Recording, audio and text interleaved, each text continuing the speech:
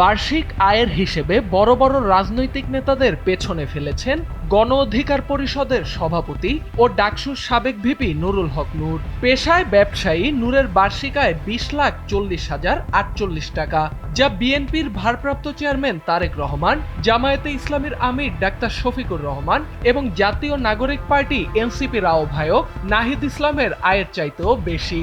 বুধবার জমা দেয়া নূরের নির্বাচনী হলফনামা বিশ্লেষণে এসব তথ্য উঠে আসে। হলফনামা অনুযায়ী ব্যবসা থেকে নুরুল হক নূরের বার্ষিক আয় 15,85,426 টাকা। অন্যান্য উৎস থেকে তার আয় 4,54,622 টাকা। RICL TMX, যুগের পর যুগ স্থাপনা থাকে মজবুত। তুলনায় বিএনপির ভারপ্রাপ্ত চেয়ারম্যান তারেক রহমানের বার্ষিক আয় 6,76,353 টাকা। জামায়াতে ইসলামীর আমির ডাক্তার শফিকুর রহমানের আয় 3,60,000 টাকা।